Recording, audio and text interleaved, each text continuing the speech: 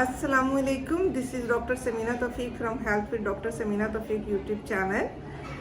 आज का हमारा इंफॉर्मेटिव वीडियो का टॉपिक है कि कोरोना के मरीज़ को आप अपने घर पर कैसे मैनेज कर सकते हैं। जैसे कि आप सब लोग जानते हैं कि थर्ड वेव ऑफ कोरोना के साथ ही हॉस्पिटल्स में मरीज़ों का रश बहुत ज़्यादा बढ़ गया है।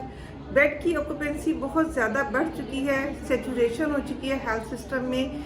तो हेल्थ सिस्टम को चोकिंग से बचाने के लिए हम सब की ये जिम्मेदारी है कि हमारी फैमिली में अगर कोई ऐसा मरीज़ है जो स्टेबल है या उसे माइल्ड सिम्टम्स हैं तो हम उसे घर पर ही मैनेज कर सकें। हमें चाहिए कि हम गवर्नमेंट के साथ कोऑपरेट करें, हॉस्पिटल्स में डॉक्टर्स के साथ कोऑपरेट करें और माइल्ड सिम्टम्स और स्टेबल पेशेंट्स को घरों पे ट्रीट करने से हम अपने हेल्थ सिस्टम को चोक होने से बचा सकते हैं।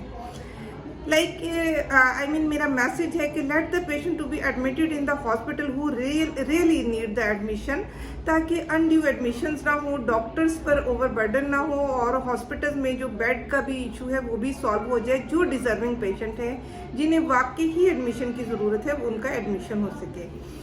इस मकसद के लिए कि घर पर आप कैसे मैनेज करेंगे कोरोना के पेशेंट, आपको 3 पॉइंट्स मैं ऐसे दूंगी जिन्हें फॉलो करते हुए आप बहुत सिंपल तरीके से अपनी फैमिली में किसी भी ऐसे मेंबर को जिसका कोरोना टेस्ट पॉजिटिव आया है आप मैनेज कर सकते हैं। इसमें किसी तरह की पैनिकी की ज़रूरत नहीं है।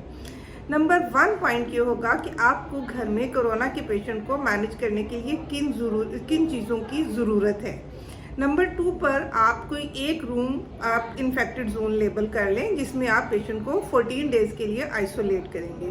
तीसरे नंबर पर हम आज डिस्कस करेंगे कि आप वो कौन सी मेडिसिन हैं जो घर पे कोरोना के पेशेंट को दे सकते हैं ट्रीटमेंट के लिए एज वेल एज उसकी इम्यूनिटी को बेहतर करने के लिए।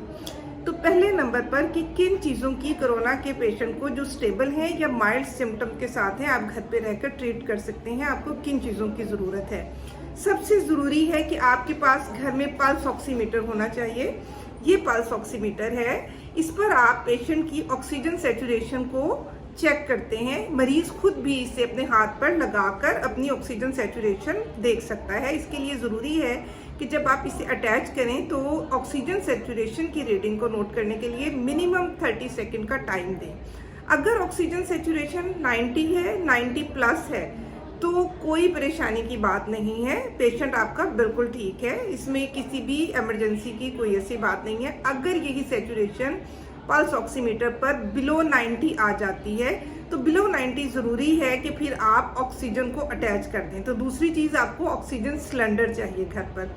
ऑक्सीजन सिलेंडर जब आपकी ऑक्सीजन सैचुरेशन इस पल्स ऑक्सीमीटर पर 90 से नीचे आ गई है तो आप ऑक्सीजन सिलेंडर अटैच कर सकते हैं। इसके लिए ये नेजल कैनुला भी आप यूज़ कर सकते हैं।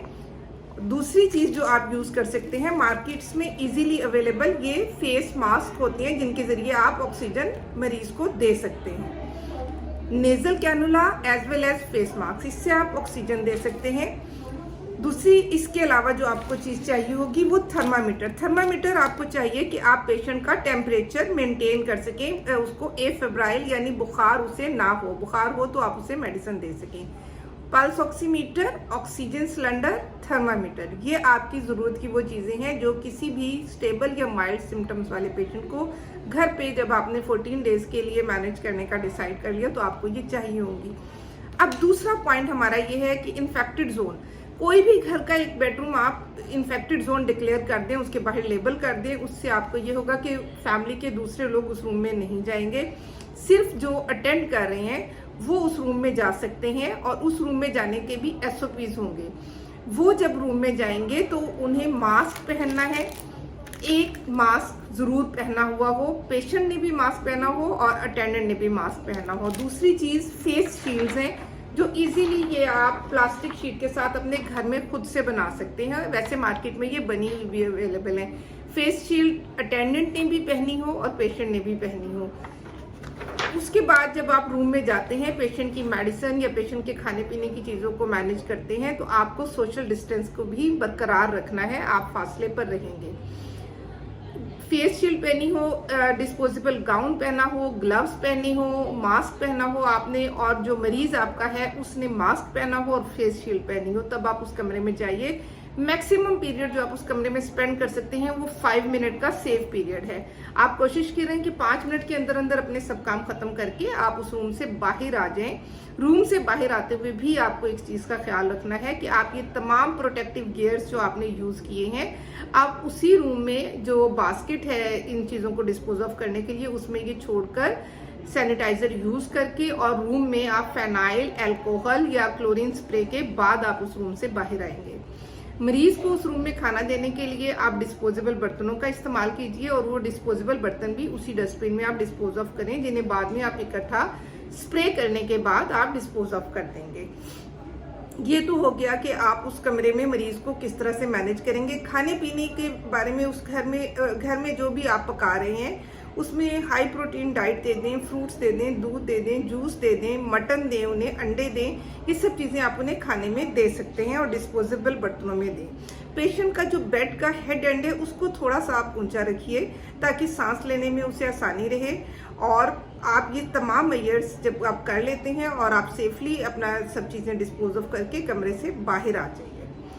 दूसरी चीज़ हमने डिस्कस कर ली है कि आपको इन्फेक्टेड जोन में पेशेंट को कैसे मैनेज करना है, आपने किस तरह से उसे इन्फेक्टेड जोन डिक्लेयर किया और आपने वहाँ पे क्या क्या किया।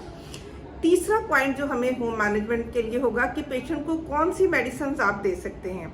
अगर आपका पेशेंट स्टेबल है लेकिन पॉजिटिव है तो 14 डेज के लिए जो आपने उसे आइसोलेट किया इन्फेक्टेड जोन में, तो आप उसे विटामिन्स दें। एक तो डाइट का मैंने आपको बता दिया, विटामिन्स में आप उसे विटामिन डी दें। 10,000 इंटरनेशनल यूनिट पर डे आप टैबलेट की फॉर्म में ज़रूर दें।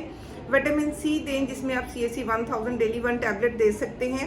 जिंक इम्यूनिटी बढ़ाने में बहुत अच्छा है तो सर्बेक्सी की एक टैबलेट आप डेली दे सकते हैं। आयरन दे सकते हैं आप, कैल्शियम डेली दे सकते हैं। ये तमाम वो सप्लीमेंट्स हैं जो उसकी इम्यूनिटी को बूस्ट करने में उसको हेल्प आउट करेंगे और वो ज़्यादा तेज़ी के साथ अच्छे तरीके से रिकवर कर सकेगा। दूसरा पेशेंट आपके पास ऐसा हो सकता है जिससे माइल्ड सिम्टम्स हैं या उसकी आप सेचुरेशन भी मेंटेन करें या उसको आपने ऑक्सीजन पर भी रखा है, उसे मेडिसिन की ज़रूरत है। इस तरह के पेशेंट की मैनेजमेंट के लिए पहली बात तो ये कि टेली मेडिसिन के थ्रू आपको किसी भी पल्मोनोलॉजिस्ट से या फिजिशियन से राब्ते में रहना है। उसके मुताबिक आप उन्हें मेडिसिन दे सकते हैं। अगर बुखार है तो आप पैनाडोल दे दें। एंटीकोएगुलेंट ज़रूर दें। लॉपरिन 75 मिलीग्राम की एक टैबलेट डेली पेशेंट को ज़रूर दे दें क्योंकि इसमें क्लॉट बनने का खतरा होता है, तो इसके लिए सेफ साइड है कि आप लॉपरिन को स्टार्ट रखें। दूसरा ये है कि अगर एंटीबायोटिक्स की ज़रूरत पड़ जाती है, एंटीकोएगुलेंट की ज़रूरत पड़ जाती है और स्टीरॉइड्स की भी ज़रूरत पड़ जाती है, तो जैसे आपके कंसल्टेंट, आपके डॉक्टर ने आपको एडवाइस किया है, आप ओरल फॉर्म में वो एंटीबायोटिक्स, वो एंटीकोएगुलेंट और स्टीरॉइड्स दे सकते हैं।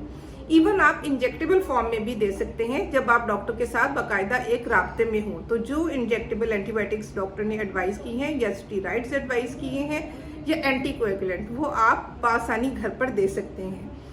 बहुत सिंपल है, यही 3 पॉइंट्स अगर आप फॉलो करते हैं तो आप अपने घर पर अपने माइल्ड सिम्टम्स के पेशेंट को मैनेज कर सकते हैं और पेशेंट स्टेबल हो सकता है।